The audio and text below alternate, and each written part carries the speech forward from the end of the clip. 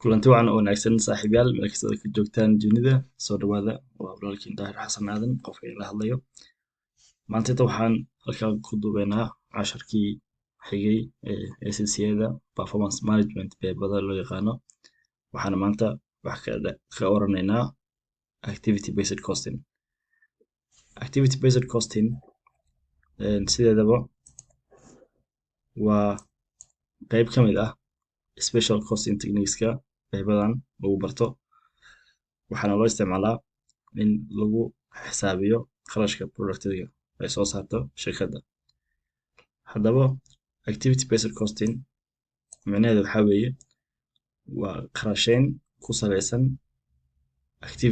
activity-ga waxaa weeye hawsha markaas la qabanayo waa wax soo saarka material handling-ka dispatching-ka waxyaabaha markaas shaqooyinka ay company qabato oo la xiriiro soo saarka productiga saa sheegnay ABC wuxuu ka mid yahay kuwa ugu muhiimsan oo markaas lagu ogaado qarashka productiga ee soo saarta company-ga imtixaanka SCCA-da beebadan performance management-ga marka aad sameynaysid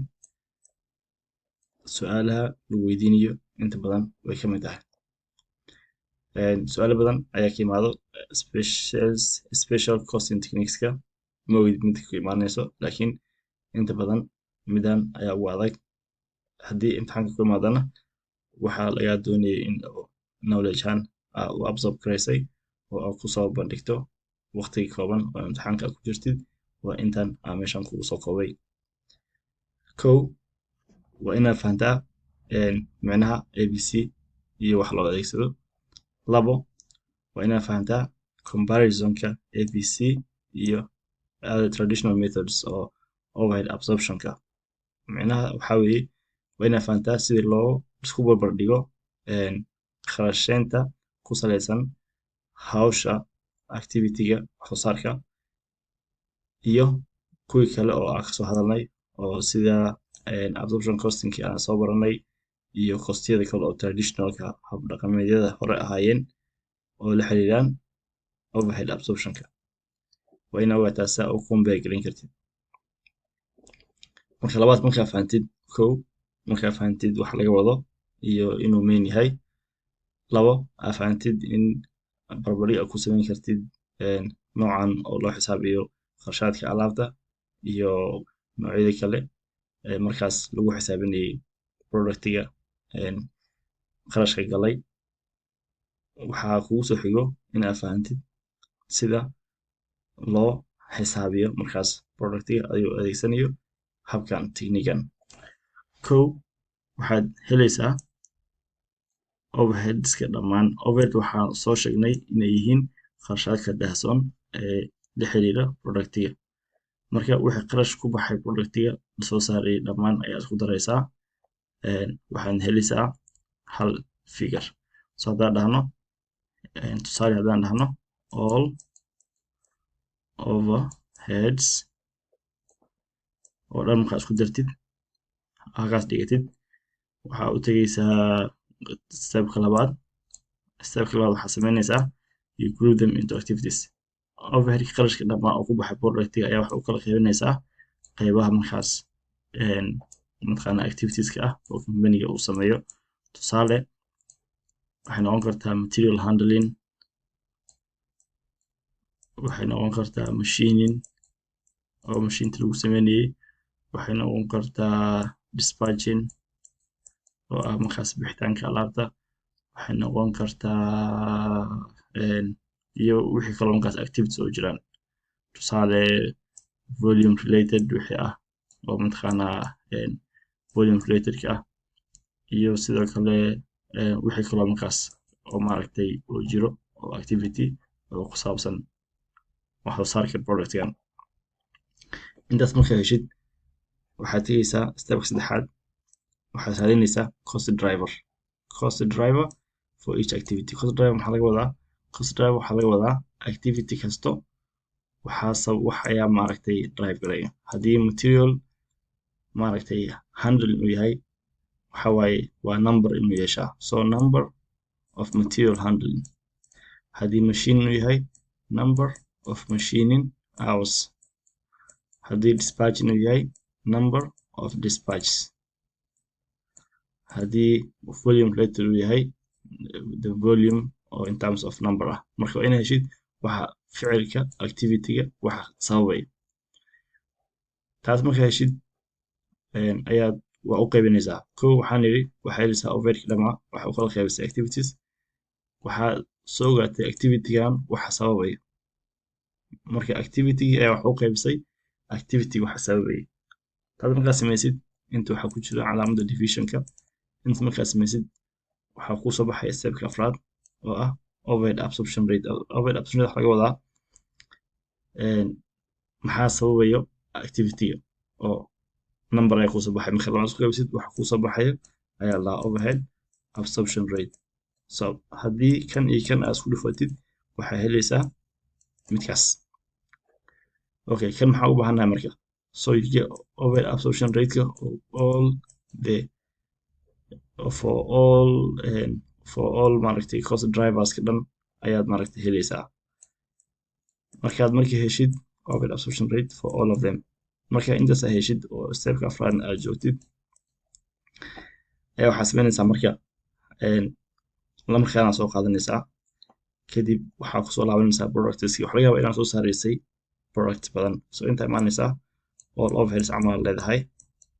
all overheads and then wherever they are intaa ku qoranaysaa x y and z material handle noqon kartaa dispatch noqon kartaa whatever ay tahay intaa ku qoranaysaa kadib mid kasto wixii maaragtay oo maaragtay ku baxay oo number ah su-aasha ku jirta it could be 70 it could be 80 it could be 90 waxay taa ahaato su-aasha ku jirta numberkan ayaa marka waxaa ku dhufanaysaa wixii inta kaaga soo baxay oo overhead absorption rate ka ah overhead absorption rate halkaas marka waxaa helaysaa product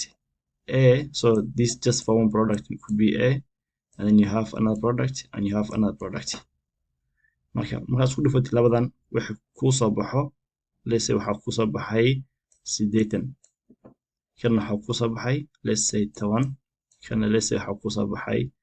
10 kala dhahna so kulli waxaad ku noqotay tusaale 100 bina sidoo kale waxaa kuu soo baxay inta camal aad samaysay processkii amartay ayadana waxaa kuu soo baxayo number kale let's say 200 oo kuu soo baxday 200 oo kuu soo baxday dhahna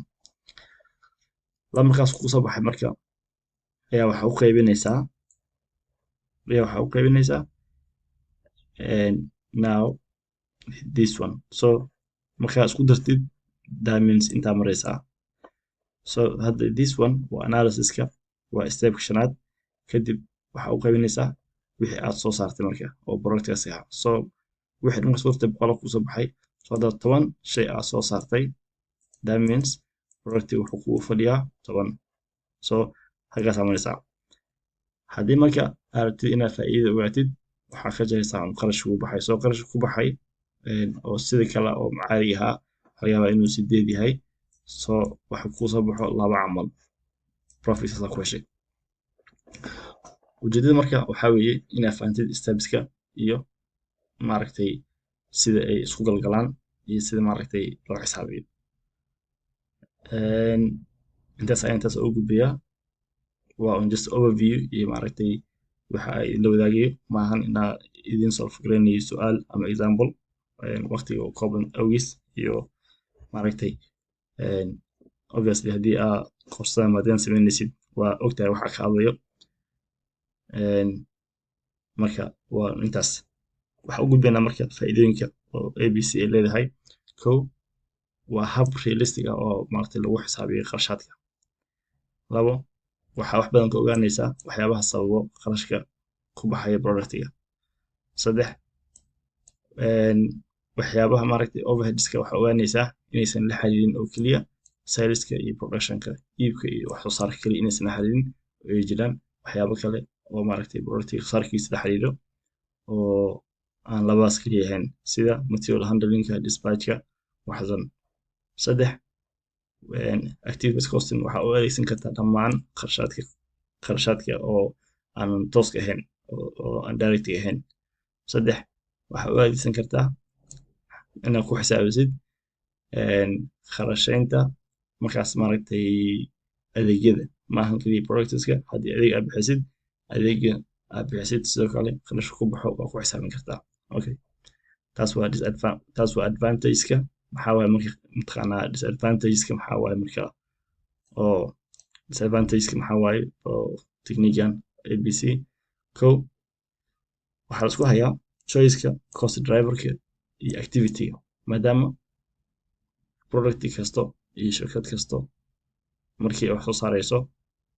aad dooranaysid adiga aad dooq u leedahay cost driverka waxa sababeynayo kharashka baxayo qofay ku xiran tahay marka waxaa laga yaabaa laba company oo isku wax iibiyaan inay kala cost driver kala duwan isticmaalaan oo activity kala duwan isticmaalaan taasaa marka hadhow waxay ka dhigaysaa wax aan isku compare garan karin wax qofba suu rabo maaragtay u jiito ma sahlano in dadka dhan loo sharaxo oo all stakeholders inaa u sharaxid wax sahlan maaha tusaale dad qaar ayaa waxay knowledge u leeyihiin culumta maaliyadda iyo xisaabaadka dad qaarna waxba ma koogo oo ma yaqaanaan qof aan xisaab iyo maaliyad waxba koogin haddii aad isku dayid inaa u sharaxid abc wax laga wado waa isku wareereysaan saddex waxaa waaye su-aal waxay ka taagan tahay kharash ku baxayo inaa xisaabisid arrintan oo product kasta aad samaynaysid u xisaabisid kharash ku baxayo activitieska productkaas ku baxayo waxa activityga sababayo over absorption rateki marka waqtigii iyo juhdigii iyo dadaal ku baxayo iyo wixii aad ka faa'iidaysay oo markaa ogaatid macluumaadkaas ogaanteeda wax faa'iida kamani u jirtaa markaa ku fiirisid waqtiga ku baxay energy ku baxay taas waa ka taagan tahay okay intee loo adeegsadaa marka waxaa loo adeegsadaa saleska marka alaab iibinaysid